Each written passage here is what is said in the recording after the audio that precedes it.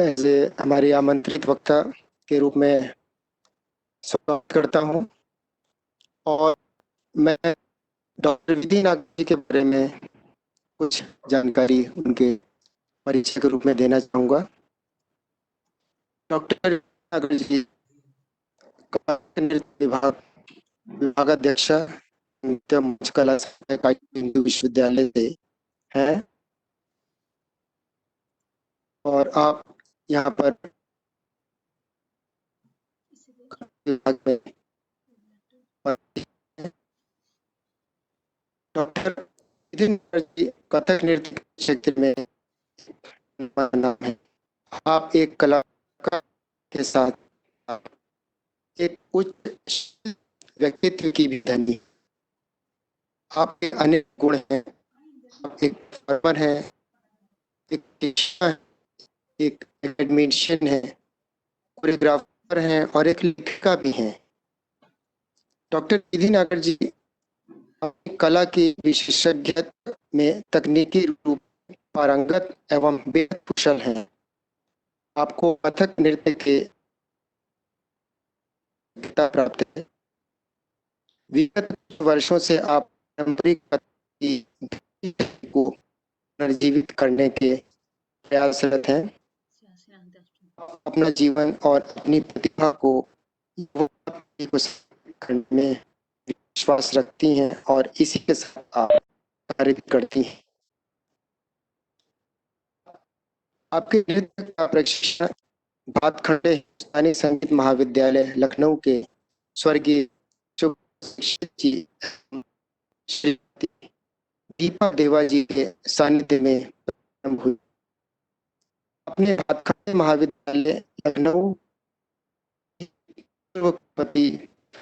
पूर्णिमा पांडे जी के वर्षों की कठिन परिश्रम शिक्षण के उपरांत के बारे में विशेष ज्ञान प्राप्त किया।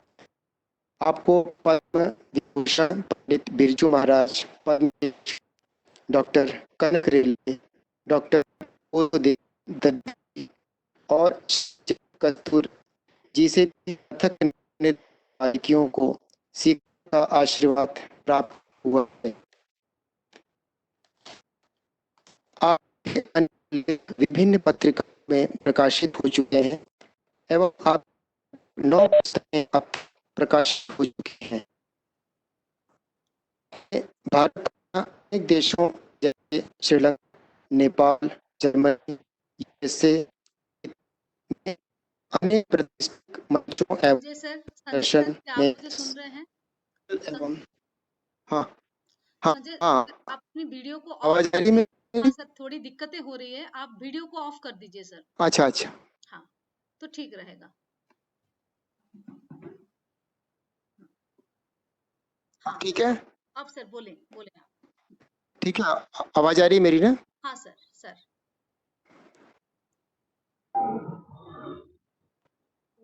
डॉक्टर विधि नागर जी ने भारत तथा अनेक देशों जैसे श्रीलंका, नेपाल, जर्मनी, यूएसए इत्यादि देशों में अनेक प्रतिष्ठित मंचों एवं दूरदर्शन में एकल तथा सामूहिक प्रस्तुतियां संपन्न की हैं और आपको अनेक सम्मानों से सम्मानित किया जा चुका है। उसमें प्रमुख रूप से संगीत नाटक एकेडमी का उल्लेखनीय है सम्मान। तो मैं ज़्यादा समय न लेते हुए आमंत्रित वक्ता डॉक्टर विधि नागर जी का स्वागत करता हूं और उन्हें आमंत्रित करता हूं कि वो अपने वक्तव्य से हम लोगों को लाभान्वित करें। डॉक्टर विधि नागर जी। स्क्रीन जो है ये तो भाई ये बोलना है ना। विधि मैम आपके साथ आप सुन पा रहे हैं? हाँ मेरी आवाज आ रही है नंदिता जी? हाँ आ रही है। अगर थोड़ी सी अगर हाँ मैम आपके साथ हमारे नीता माथुर जी भी हैं जो आपको विशेष टिप्पणी के लिए मैंने उनको आमंत्रित किया हुआ है। आपके साथ नीता माथुर जी रहेंगी, चेयर कर रही हैं। प्लीज कृपया आप शुरू करें। जी जी जी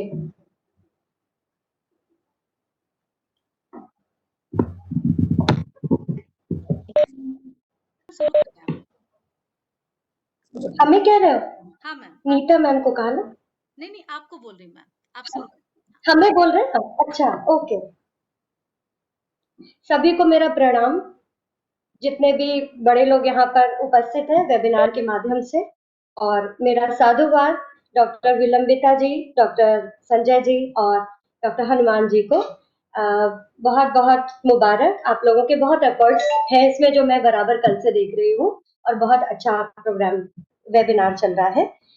साथ ही मेरे बहुत प्रणाम निवेदित करती हूँ प्राचार्य प्रोफेसर अलका सिंह मैम को, और मैम से मैं कई बार मिल चुकी हूँ और उनके व्यक्तित्व से बहुत प्रभावित भी हूँ, और कई बार हम लोगों की बहुत अच्छी लंबी बातचीत भी हुई है। तो मैम भी निश्चित रूप से इसमें जुड़ी होंगी, और उनको भी मेरा प्रणाम। साथ ही मैं अपनी बात को, क्योंकि 20 ही मिनट समय है, अब मैं और किसी औपचारिकता में न पड़ते हुए अपनी बात को वेबिनार के माध्यम से विशेष रूप से प्रतिभागियों तक पहुंचाना चाहती हूँ। जैसा कि वेबिनार का विषय है aspects, trades and trends in performing arts and overview. इसमें मैं नृत्य की विद्यार्थी हूँ, तो मैंने नृत्य को लेते हुए ये विषय लिया है कि new choreography in dance, subject, techniques, aesthetics and acceptability. कई बार जब हम लोग नई कोरियोग्राफी करते हैं, तो हम क्या सोचते हैं, कैसे सोचते हैं, उन चीजों को कैसे कंसीव करते हैं, कितना समय लगता है, उसमें क्या क्या उतार चढ़ाव आते हैं, फिर वो मंच तक लोगों के सामने प्रस्तुत होती है, उसमें क्या एस्थेटिक्स गुणों को हमें समावेशित करना होता है कि लोगों को पसंद आए, और अंत में एक्सेप्टेबिलिटी, कि लोग उसको सर्वग्राह्य रूप में लेते हैं कि नहीं। अगर लेते हैं तो हमारी कोई भी नई कोरियोग्राफी हो वो सफल, और अगर नहीं लेते हैं तो विफल। दूसरी चीज ये है, मैं थोड़ा जल्दी भी बोल रही हूँ क्योंकि समय कम है और बात मेरे पास बहुत अधिक है करने के लिए, तो विलंबिता जी मुझे इशारा भी कर दीजिएगा, जरूर बता दीजिएगा। वैसे मैं ध्यान रखूंगी, लेकिन फिर भी। तो हम लोग जब विफल होती है तो बहुत दुख भी होता है, और उसमें बहुत सारी चीजें बदलनी भी पड़ती हैं, लोगों की पसंद देखते हुए, लोगों की चॉइसेस देखते हुए, या क्या चल रहा है। ये मैं परंपरा और नए चीज को जोड़ते हुए एक प्लेटफॉर्म के रूप में बात कर रही हूँ, क्योंकि हम लोगों ने परंपरा से सीखा है। मैं कथक नृत्य की विद्यार्थी हूँ, बहुत लोग इसमें नहीं जानते होंगे, इसलिए ये थोड़ा सा बता रही थी कि कथक। मेरी आवाज ठीक आ रही है जोर से विलंबिता जी? ओके, बढ़िया आ रही। तो परंपरा को जब हम सीखते हैं और पूरी तालीम लेते हैं, तो हम वो बेस बना चुके होते हैं, अपना काम कर चुके होते हैं। अब उसके बाद हर एक कलाकार के मन में ये इच्छा होती है कि अब हम क्यों ना कुछ ऐसा करें जिससे हमारा नाम हो, हमारा अपनी ग्रूमिंग हो, हमारी अपनी सोच जिसमें दिखे। क्योंकि जब एक विद्यार्थी एक अच्छी तालीम लेकर मंच पर खड़ा होता है, तो देखिए गुरु की झलक तो उसमें बिल्कुल निश्चित रूप से दिखती है, और बहुत सुंदर दिखती है। ये कितने लोग ऐसे होते हैं जिन्होंने उनके गुरुओं को देखा होता है, और वो जब शिष्यों को मंच पर देखते हैं तो कहते हैं, अरे वाह, तुमने तो बिल्कुल अपने गुरु जैसा बजाया, गाया या नृत्य प्रस्तुत किया। तो ये तो होता है, पर फिर भी जब प्रैक्टिस और सारी चीजें हो जाती हैं, तो मंच पर जो कलाकार प्रस्तुत होते हैं, उनकी ये जो इच्छा होती है कुछ नया करने की, इसी से कोरियोग्राफी वर्क शुरू होता है। और फिर उसको कैसे कंसीव करते हैं, इसको हम लोग आगे बात को लेके चलेंगे, लेकिन उसके पहले मेरे पास कुछ 5-6 वीडियोस हैं जिनको मैं स्क्रीन शेयर करके दिखाऊंगी, और एक साथ ही सब इसलिए दिखा रही हूँ क्योंकि फिर बीच में अगर कहीं किसी कारण से तकनीकी से कट ना जाए, क्योंकि ये भी दिक्कतें आती हैं, और आभासी दुनिया है तो आभास में हम लोग आते भी हैं और चले भी जाते हैं। तो पहले उन वीडियोस को आप देखें, बहुत ध्यान से देखें, उसके बाद हम लोग एक एक वीडियो पर चर्चा करें। स्क्रीन शेयर ऑप्शन, ये स्क्रीन शेयर ऑप्शन मैम तीसरे नंबर पे जाएं। 1 2 3, हाँ, thank you thank you thank you. 1 minute, मैंने मीडिया नहीं खोल रखा है, मीडिया खोल के वापस आएंगे,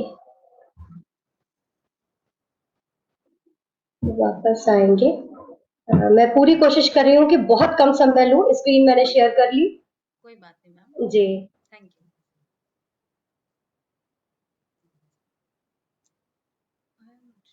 अब शेयर कर ली स्क्रीन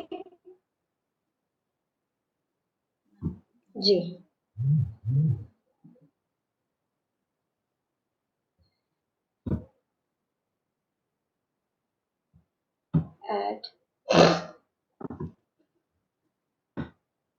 add all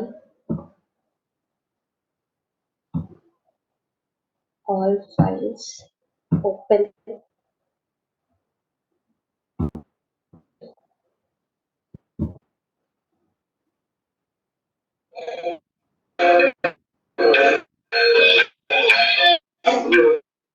जी। मैं सबसे पहले ये बताना चाहूंगी ये क्लिपिंग बहुत ही प्रतिष्ठित कथक नृत्यांगना अदिति मंगलदास जी की है, जिन्होंने लाइटिंग पर काम किया था और किस कॉन्सेप्ट पर काम किया था ये हम लोग बाद में चर्चा करेंगे, पर आप लोग पहले इसको ध्यान से देखें।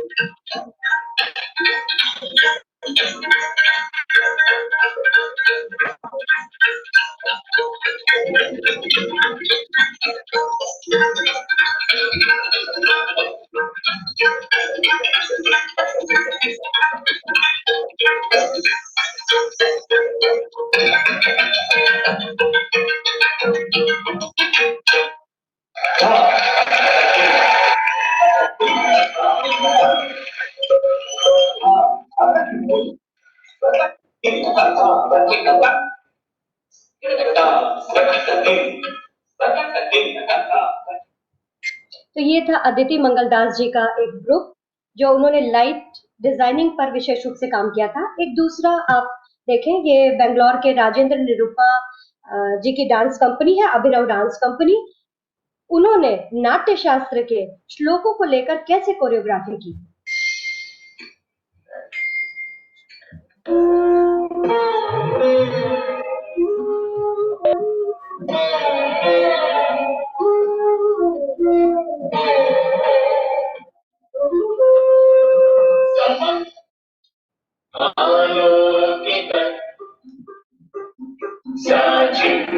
ये दृष्टि भेद है, दृष्टि भेद का श्लोक है अभिनय दर्पण में।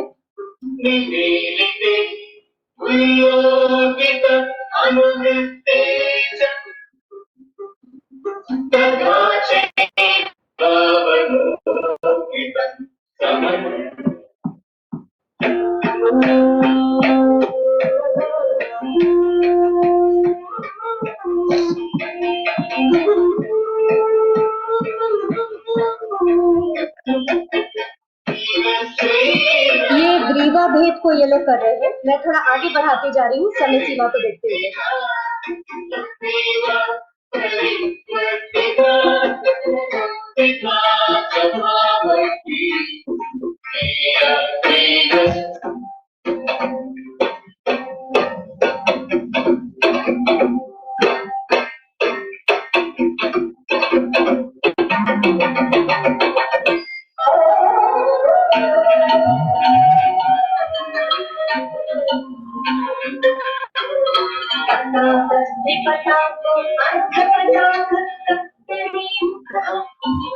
ये लोग संयुक्त और असंयुक्त हस्त को दिखा रहे हैं कोरियोग्राफी के माध्यम से।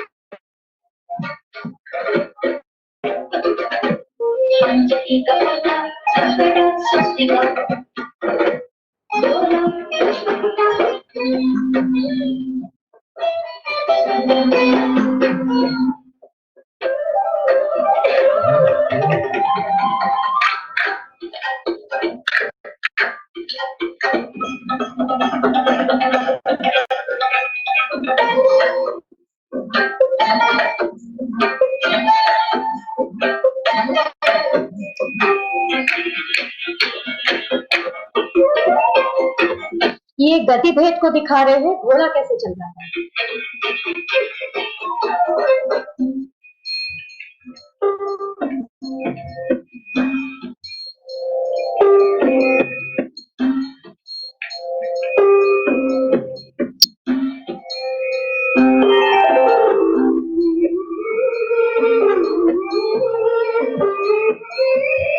मैं विशेष रूप से ध्यान दिलाना चाहूंगी, यहाँ जो म्यूजिक बज रहा है, जो वाद्यों का प्रयोग किया गया है, और ये अभिनय दर्पण के श्लोक हैं।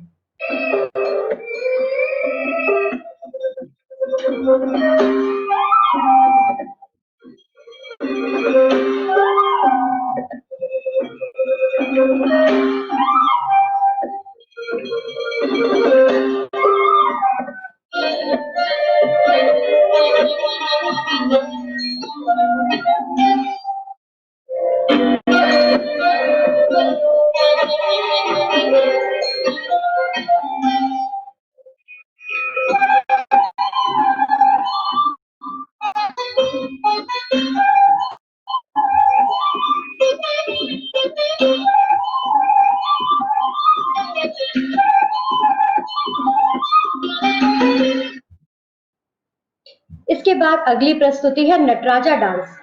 नटराज के कॉन्सेप्ट को किस तरह से कॉन्सेप्ट ये सोचा, इसको कंसीव किया, और देखिए किस तरह से नटराज के गोल घेरे के फ्रेम में दो डांसर्स ने मिलकर कैसे आकृतियां उकेरी।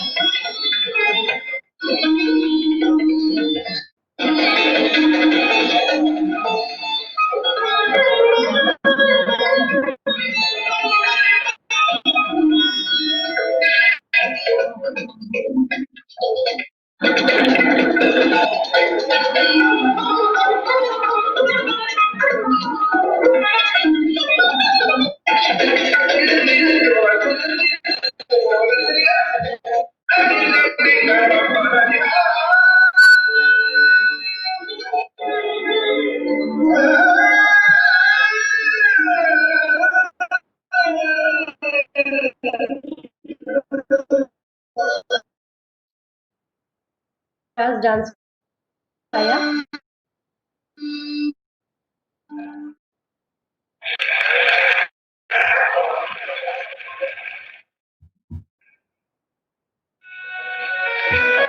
अगली प्रस्तुति है पद्म विभूषण पंडित बिरजू महाराज जी के निर्देशन में तैयार रोमियो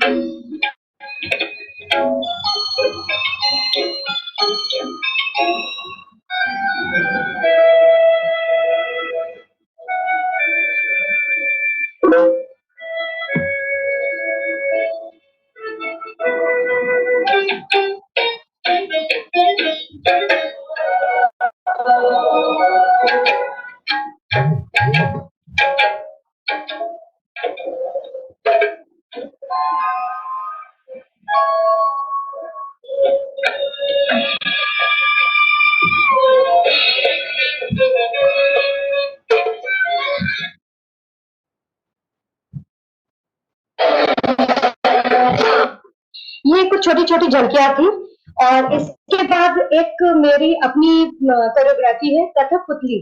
कथक कठपुतलियां जो है वो कथक करती हैं तो कैसी लगती है, आप इसका भी आस्वादन करें, इसके बाद हम लोग चर्चा करेंगे।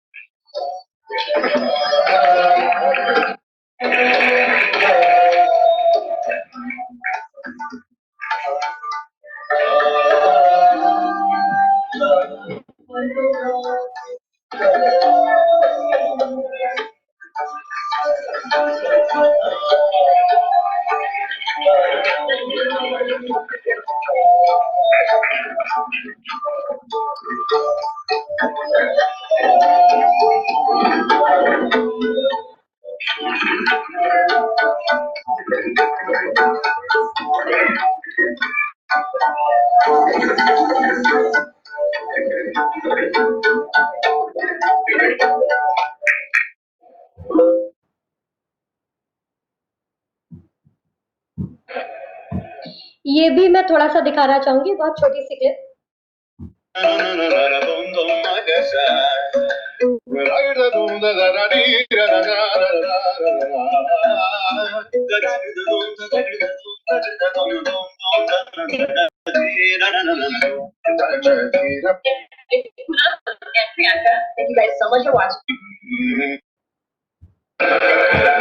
और अंत में एक प्रस्तुति जो पंडित बिरजू महाराज जी हैं इसमें और राजन साजन मिश्रा जी हैं।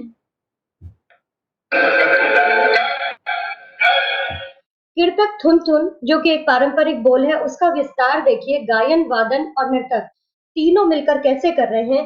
और यही वेबिनार का विषय है, प्रगति, गुण और विस्तार, एस्पेक्ट्स, ट्रेड्स एंड ट्रेंड्स।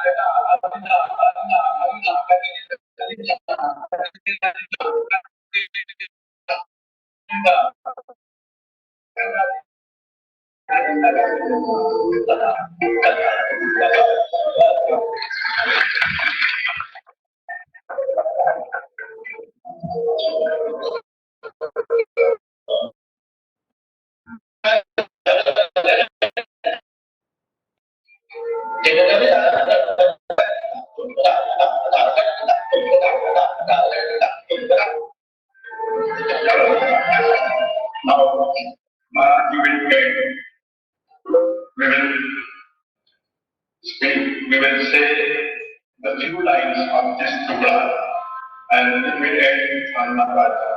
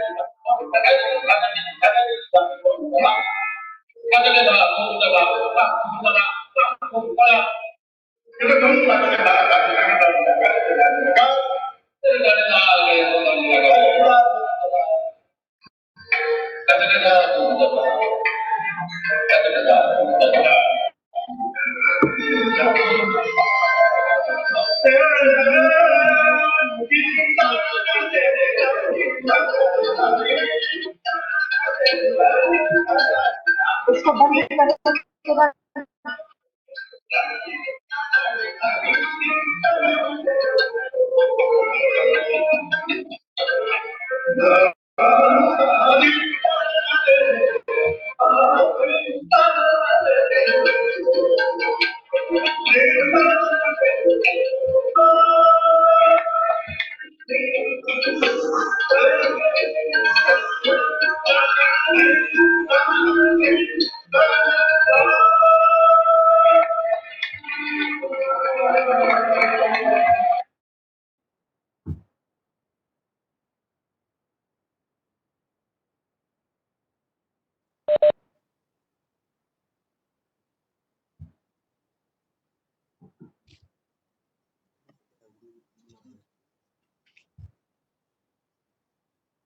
तो ये थी कुछ क्लिपिंग्स जो कि मैंने आपके साथ शेयर की। हर आर्टिस्ट का एक अपना ऑरा होता है, अपनी सोच होती है, अपना व्यक्तित्व होता है, उसकी अपनी कार्य करने की क्षमता होती है। उस आधार पर वो अलग-अलग तरह से सोचते हैं, उसको बुनते हैं, मनते हैं। जैसे कि मैंने आपको पहले भी कहा, मैंने विषय लिया कि नई कोरियोग्राफी को हम कैसे सब्जेक्ट चुनते हैं, कैसे उसकी टेक्निक्स पर काम करते हैं, कैसे उसमें एस्थेटिक्स लाते हैं और कैसे एक्सेप्टेबिलिटी होती है उसकी।